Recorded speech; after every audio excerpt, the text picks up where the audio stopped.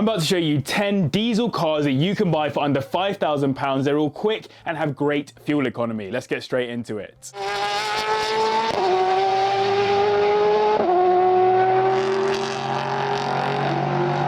Let's kick off with the Giorgetto Giugiaro designed Alfa Romeo Brera, which is important because he is among the most influential car designers of all time, and personally as an Alfa fan, I think the Brera is an incredibly cool looking car. The coupe cum hatchback stylings with the sloping roofline and the highly bespoke looking triangular rear window matched with a long bonnet and the classic Alfa horseshoe alloys, this thing in the right spec really is a treat, and somehow it sits in the Grand Tourer Class 2, so you're buying into a bit of a wafter. In JTDM spec, these come with my personal favourite engine that the Brera got, a 2.4 litre turbocharged inline 5, putting out 200 brake horsepower, taking the car to 60 in 7.8 seconds, managing 41 miles per gallon, making this the third worst car on fuel economy on this list, but still pretty good. They start at around $2,500, and double that gets you 2008 model with 112,000 miles on the clock. Of course, rust has killed a few of these off, and DPF and injector issues are known on them. On release, the Mini Coupe Cooper SD was given a bit of a hard time for its looks, people saying it looks like a backwards cap or like a mini hatch that got squashed. In reality though, I think it's a roguely good looking car, which is also pretty unique. It's a little more rare as it was a bit of a sales flop, only managing 4 years before Mini pulled it from the market, but I think that helps to give it a bit of a cult status, and I do think that the looks lend themselves to a light bit of modification. In Cooper SD spec, these got a 2 litre turbocharged inline 4 that makes 140 brake horsepower, getting the car to 60 in 7.6 seconds, but more importantly with the second best fuel economy on this list at 65 miles per gallon. These start at around 2.5k, and double that gets you a 2013 model that's done around 60,000 miles. There are some known problems with the transmission, clutch and water pumps on these, but they don't appear to be a horror show according to forums. I was desperate to get the first gen Skoda Fabia VRS diesel onto this list, but they're becoming increasingly hard to come by, so instead we have the more sensible, more modern option, the Octavia VRS. This car got a facelift in 2017, and for sub 5k we're unlikely to get into one of these, but the pre-facelift already set in motion the more angular design language that Skoda have been going for ever since. In VRS spec it came in both hatchback style saloon and estate specs, and much of the formula was basically the same as getting a Golf GTD, just in this case with the practicality and price benefits of going for a Skoda. I also kind of prefer the stylings of the VRS to the GTD, and it was pretty well equipped with a tighter chassis, variable ratio steering, and an electronic diff lock for handling. That's a 2 litre turbocharged inline 4 engine to be exact that makes 181 brake horsepower, taking the car to 60 in 7.6 seconds, plus they manage around 62 miles per gallon. You'll find these starting at around 2.5k, and 5k will get you a 2014 example with 136,000 miles on it. Watch out for DSG issues, turbocharger failures, dual mass flywheel issues, and in the worst cases, timing chain tensioner failures. Now we're onto the car with the worst fuel economy on this list, which still is around the average out on the roads at 34 miles per gallon. It's the Chrysler 300C CRD, which arrived during a time where Chrysler and Mercedes were linked up, so many of its parts were shared with the W211 Mercedes E-Class, one of its key competitors in the executive saloon class. I think this car is so interesting, as though it came with American car stylings,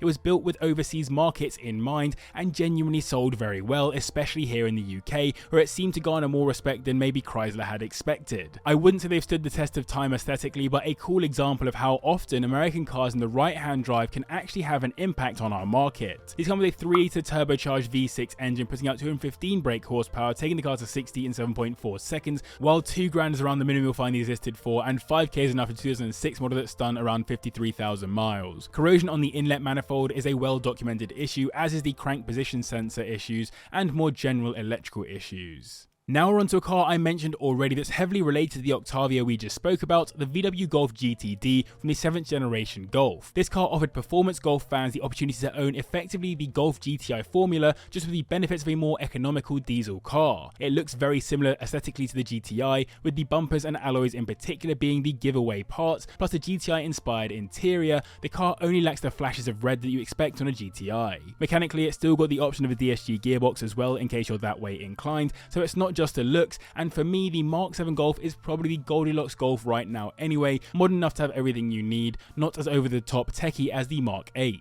He's got the same engine as the Octavia, a 2 litre turbocharged inline 4 that makes 181 brake horsepower, getting the car to 60 in 7.3 seconds and to 67 miles per gallon, the most on this list, and with effectively the same reliability record. If you want, we need to spend around £4,000, and for £1,000 more than that you'll be looking at a 2013 example that's done around 100,000 miles. By the way, very quickly, 72% of people watching this right now are not subscribed. If that applies to you, get involved. 2 videos every single week. And let me know in the comments down below, do you prefer diesel or petrol cars? Up next, we have the Volvo V60 D5 from the first generation V60. Volvo are of course renowned for making their estates, and the most recent generation V60 is genuinely my favourite looking estates on the market. This first gen didn't quite have the cool aggressive looks of the second, but in the right spec, R design or equivalent, I wouldn't say they're bad looking. But as Volvo are known for sleeper cars, I don't think you'll be turning heads in the V60. Instead, you'll be enjoying minimalist luxury in a utilitarian, lifestyle focused estate with a set of sensible executive interior and exterior looks. That's all while the 2.4 litre inline 5 turbocharged engine makes 211 brake horsepower, taking the car to 60 in 7.3 seconds. Really not bad for such an unassuming car,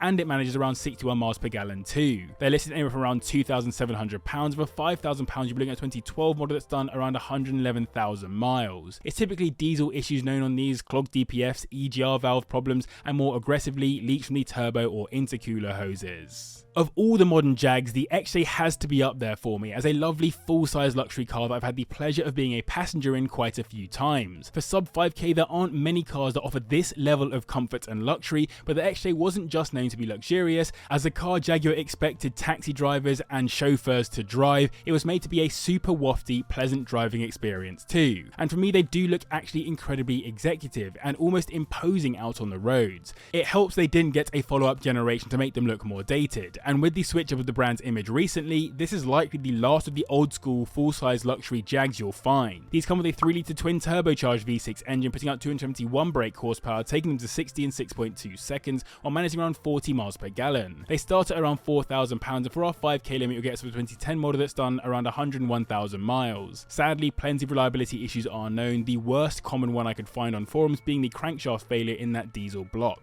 The Audi A5 is easily one of the best looking cars on this list, not shouty at all but very sleek and attractive regardless. And given you could get these in the typical fast TDI spec that Audi often bless their cars with, you could benefit from serious additional S-line stylings and a decently torquey engine that still managed to keep the car economical at 42 miles per gallon. What's crazy is that the prototype version of this A5 spec won the Michelin Challenge Bibendum in 2007, which is effectively an event that judges fuel consumption, emissions, driving safety and handling dynamics of cars, so it really does fit the title of this video. It's a 3 litre turbocharged V6 block that makes 236 brake horsepower, getting the car to 60 in 6.1 seconds, helped by the fact that it's all-wheel drive. The car also got a facelift in 2011, which is most well recognised by the slightly more angular grille on the front. You'll find these starting at around $2,500, and double that will get you a high mileage 2012 example. Being a VW Group car, it's the usual DPF, EGR and carbon build-up issues to shout home about on examples that didn't stretch their legs. One of the main competitors of the A5 was this, the W204 Mercedes C350D. I've not driven this generation, but I have driven the diesel from the following gen, and my gosh does that engine have a lot of torque. I've also had the chance to drive the W204 generation, and personally I think it might actually be a better interior as long as it's got retrofitted phone connectivity. This car is so cheap simply because it sold so many, becoming Mercedes' best-selling car at the time, with over 2.4 million W204s produced in total. Pretty insane stats. And this was basically the fastest diesel you could get, the equivalent of the BMW 335D or the A5 we just spoke about, though it never came in a coupe spec, just a saloon and estate, so it wasn't quite as flexible as those cars. It got a 3 litre turbocharged V6 engine that makes 261 brake horsepower, taking the car to 60 in 5.8 seconds and to 47 miles per gallon. £4,000 is the minimum we'll find them listed for, and £5,000 will get you a high mileage 2012 model. Owners mostly complained about electrical issues on these and some build quality problems too.